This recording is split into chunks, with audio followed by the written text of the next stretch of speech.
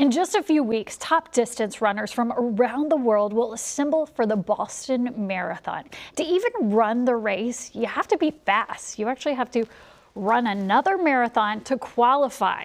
Get this, for a 30-year-old man to qualify, you have to run 26 miles at a 6-minute and 50-second pace. That's really fast. Well, a Crystal man is training for the race. He'll be working hard, but as you're about to see, he's not just pushing himself. Jeff Burkle has a need for speed. Vroom, vroom. He got hooked on running in his late 30s. I got fast enough. I was placing in my age group.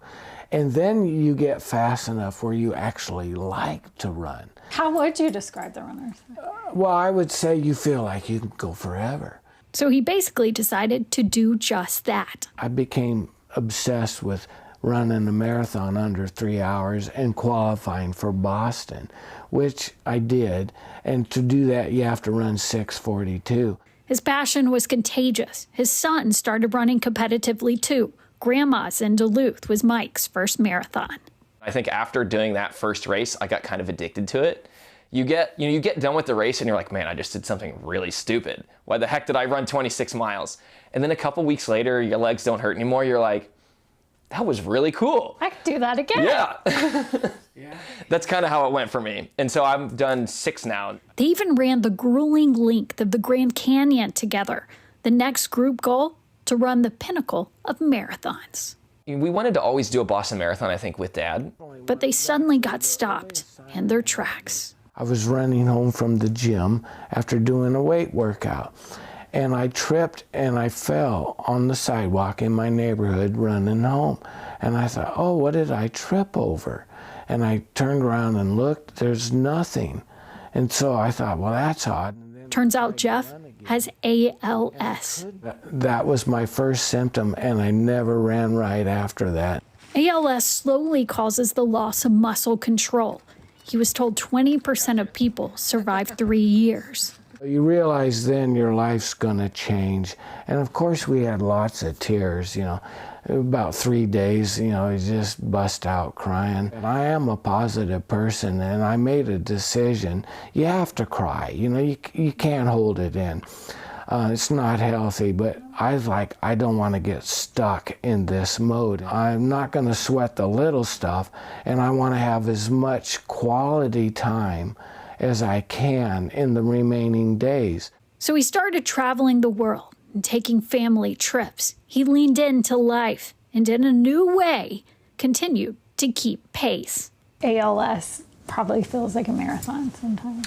It's kind of like running a marathon every day because it's getting harder. The more it progresses, the more effort it takes to do just the normal things. Marathon running has given me the fortitude to power through it, and I think that's why, a year and 2 months after my diagnosis, I can still walk with a cane by myself.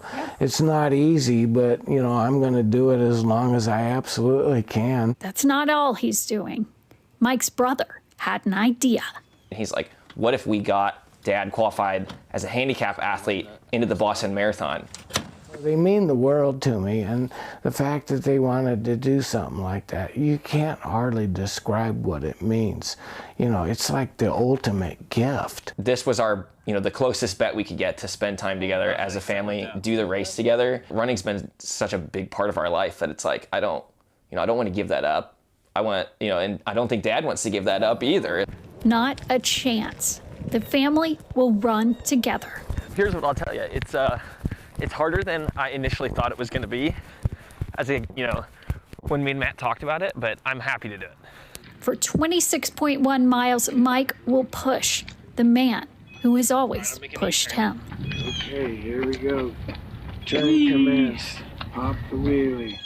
Trying to show people, maybe people that have ALS, hey, you can still live a good life. Make the best of it. Because the race is not over. Making some memories. Well, we are so happy right now to have Mike live in the studio with us. I know that was really emotional, so thank you for being here with us. And then Jen Jelly with the ALS Association, we're going to talk to you in a moment. But your dad is in Illinois where he lives. You live here in the Twin Cities. Just seeing this and seeing his strength play out, what kind of emotions are going through you? Yeah, it's always fun to kind of tell our story. We've been a couple of different places in doing that, but it's sad, but we like to say that it's sad, but it's opened us up to new opportunities, right? Like we're able to do new things as a family together that we would never have considered doing before, and it's kind of brought us closer. Yeah, I really liked talking to you and your dad about how you're literally seizing life right now. Yeah, we didn't want to take this, and have it slow down our lives at all. We've always been a really active family. We've been obviously involved in running for most of our lives, and we're not going to let this thing take anything away from us. We're going to seize, life by the reins and kind of run with it. Yeah, it's very much to me, we talk about yes and moments, and you're saying, yes, this is a diagnosis, and we're going to keep going. Yeah. And your dad, that's just his personality, right? Yeah. My dad's always been a very outgoing person. He loves to talk to meet new people, and there's nothing that's going to slow him down. This has not slowed him down at all. I can tell. And Jen, you guys wanted to get this story out with the ALS Foundation. What do you think it says about ALS warriors? Well, I think the ALS community is one of the most resilient communities that there ever was. And, our mission at the ALS Association is to make ALS a livable disease and cure it. And I see, what Mike and Jeff are doing. I mean, they're just living with it. And, the association is trying to help people provide those opportunities to do the things that they still want to do, to feel fulfilled, to be engaged in the community. And that's exactly what they're doing. And the hope that brings to other people living with ALS, it's pretty remarkable. And you guys have partnered up because you're now fundraising. You guys are now speaking on behalf of the association. And one little thing I want to mention real quick that got me so much about this community is that your body can change so fast that insurance can't keep up with the new canes you need, the walker, the wheelchair. And you guys help support people with that. That's what we do. You have a whole room full of this equipment. Yeah.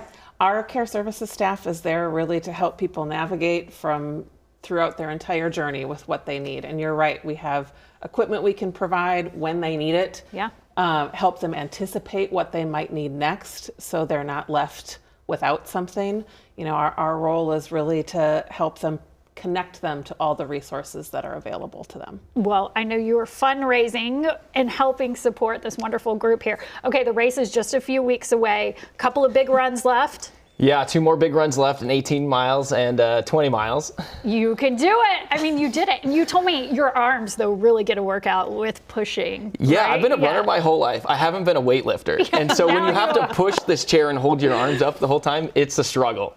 I can imagine, yes. Okay, well, you've got a fundraising show. People can follow your journey and support your page. We're showing it right there, Run for a Cause, supporting the ALS Association. You guys can follow them. You can help them raise money as they continue to keep going, keep running. Thank you all so much. Thank you. Thank you both for what you do.